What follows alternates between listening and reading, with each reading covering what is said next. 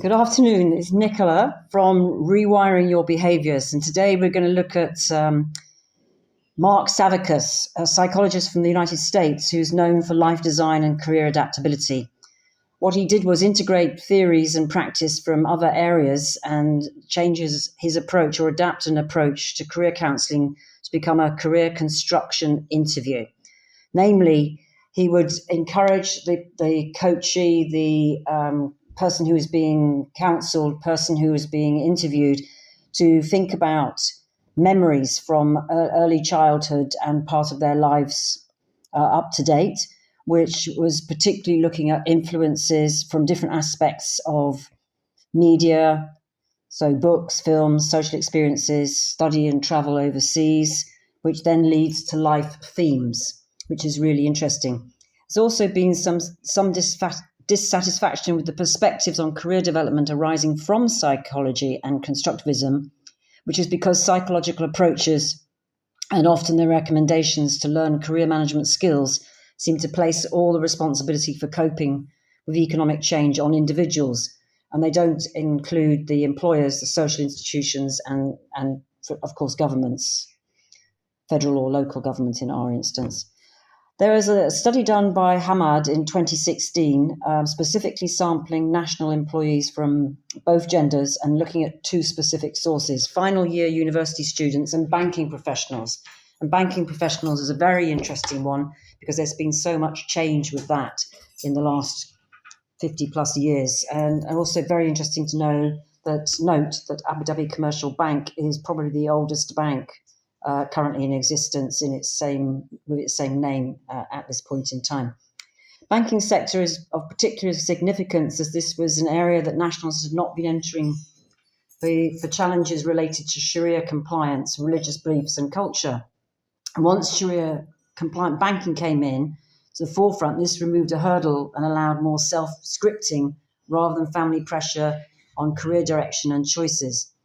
Hospitality is another area that has really come to the fore, particularly in the last 10 years and post-COVID, even more so. Big push with regard to hospitality and young people getting into customer service and customer-centric areas of work.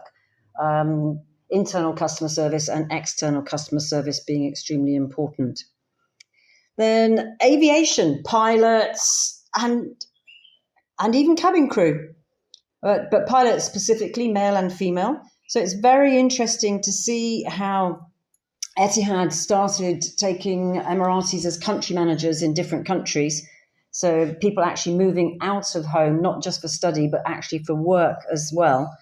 And that was a big change and very, very powerful influence on the young and upcoming people, children, teenagers, young adolescents making career choices. Many nationals have been able to navigate the cultural taboos and the journey choices in more recent years by justifying the representation of the country and indeed representing UAE on the world stage, which has been hugely successful, making UAE definitely a place that people want to come, live and work, let alone just study. There's a certain amount of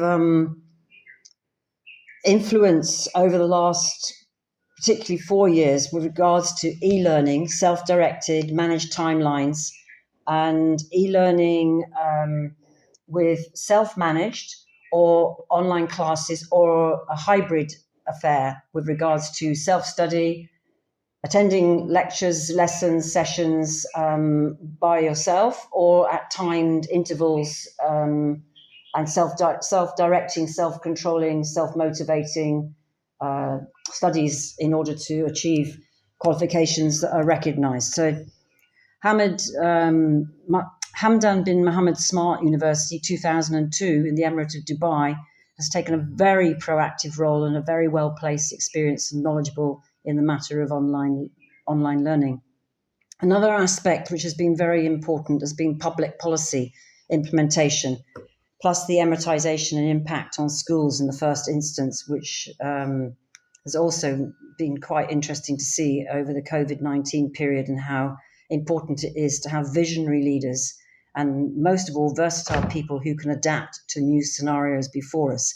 So like pivoting from the original traditional kind of formats that have been set up over the years and actually going to the forefront and very fast, agile growth with regards to education in all senses. Bluestein in 2011, with the UAE's historical and conceptual patterns of working to provide an ideally more inclusive, functional vision for the career work. So the public policy started to mandate and audit this, and then that meant that it was possible to inform career-related activities to enhance them and to ensure that they are effective, because there's no point in having different approaches if they're not effective, valid, and reliable. Huge rise in entrepreneurship and enterprise, and especially with women. Women are the highest number of SMEs in the UAE, whether that's national or otherwise, but particularly national women getting involved in the workforce when they hadn't traditionally perhaps been involved some 10 or 15 years ago, although that's all changed over the last 50 years as well. So, some implications for future practice is looking at the graduate alumni and also seeing whether they go vocationally or academically, because each are vitally important. So I will leave you with those thoughts, and we will look forward to having some questions, and maybe we'll do an open question and answer session in the next few weeks. Thank you very much for your ears.